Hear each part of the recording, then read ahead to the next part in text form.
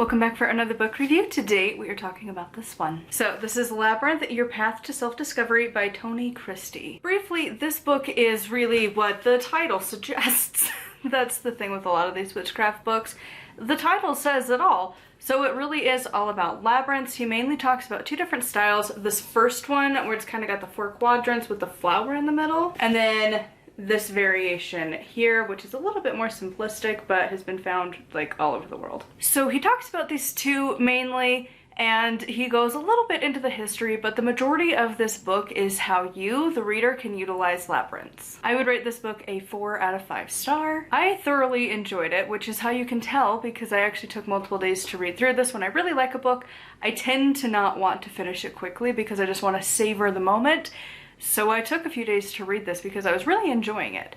This is a fantastic book. I absolutely love this idea of learning about the labyrinth because we don't really talk about it a whole lot as witches. Like, it's not one that we dive into, let alone a full book on the topic. And it's one that it's like, I have gone to a labyrinth and like, without having any knowledge of what you're supposed to do, you're like, cool. Like, you just kind of walk and you're like, well, I'll just pull from some witchy stuff to figure out what I'm supposed to do. And I wish I would have had this book. I don't even think it was published when I did it because like I did that years and years and years ago.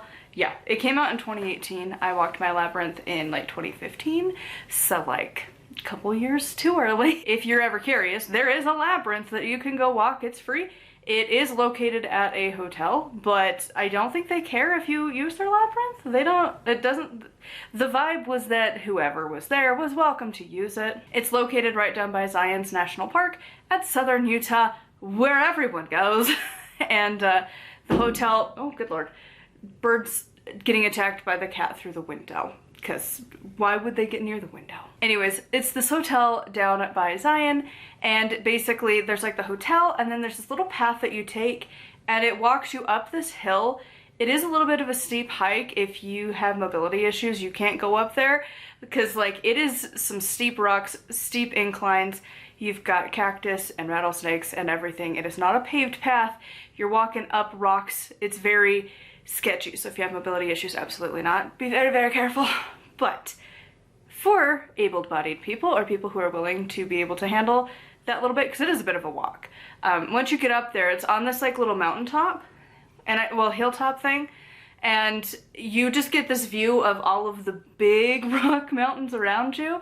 And it's painted to match, it's cement and it's painted to match, but it's only about like this tall and you get to walk through, and it's the traditional labyrinth design. And it had, at least when I went, it had like Mother Earth kind of figure in the center, and then you walk out and that's it. And that's all I knew what to do. So I was like, cool. Other than it's really pretty because you got big mountains around you. But other than that, I didn't know what to do. I wish I would have had this book because he tells you what to do, how to do it. There is also to use, like, if you can't have the physical space for it, because a labyrinth does take up a lot of space. If you don't have that, he tells you to draw one on a paper and just trace it with your finger. You can accomplish the same thing. And I have seen on like TikTok and things in the like Etsy field over there that people will actually make these. And they're like traceable designs that they make out of like clay. So I think you would be able to find one, or you can make your own if you're very crafty. But he tells you about like how to make it, and then as you're making it, like different affirmations to say, and it's really fun. And then every chapter kind of thereafter tells you different ways to use the labyrinth, of like different cycles in and out and like different emphases, things that you could do, like death, rebirth. There was one, like there was a few that were like kind of more Christian. There's some past life stuff. There was a lot in here. There's also talk about like how 7 is a sacred number to a lot of different people. He talks about it for the chakra system, also for, I don't know if it's like officially Christian mysticism, but like definitely leading towards that new age kind of concepts and various things. You got the Kabbalah with like the tree of life thing. There's a lot of stuff that were able to be linked back to the labyrinth design. I really did love that he also mentioned in the historical side of this, Utah. I think it was the Hopi tribe is what he said, which I could be mispronouncing completely because again, words. But I believe it was the Hopi tribe, which is somewhere kind of southern Utah-ish, if I remember tribe locations correctly. It's been like 20 years since I learned about them, because you learned about that in elementary school. But they had this design, well, not this one, the other one inside the book. And they talked about how it's been in drawings out here. And I'm like, oh, cool. And there was one that was kind of similar that was in Arizona somewhere. So it was really fun to get to be like, oh my God, even where I live. Because normally we don't have a lot of history for Utah, so it was kind of fun to get to be like, oh my God, look at this. And I looked it up, and sure enough, like, yeah, I'm pretty sure I've seen that in like real life. When I was a kid, I went and saw these ancient cave sketchings. And so it was really cool to get to have a little bit of history that was not other places in the world where you're like, oh my God, it's home. This is so cool, because we don't have a lot here. The Utah history is just the Mormons mostly. So when we get something that's not that, it's really fun. The only reason I didn't give this a 5 out of 5 is simply that, like, I just didn't care about how much was the Christian emphasis rather than like other belief system options of like modern pagan and things. It was just a very, like, about halfway through the book, it just kind of switched over to a lot of Christian stuff that I just didn't particularly care about. So I just kind of skimmed it. If you're into like Christian things, great option halfway through the book.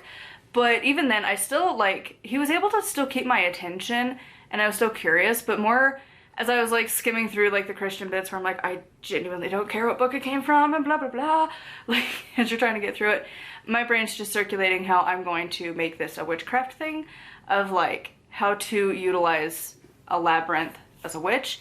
And I finished this on the new moon, and so that's one of the things I'm gonna try is to, if I can, ideally make a labyrinth. I don't know if it's gonna happen because it keeps snowing, so I can't go outside, because even if I made it, it would get covered instantly.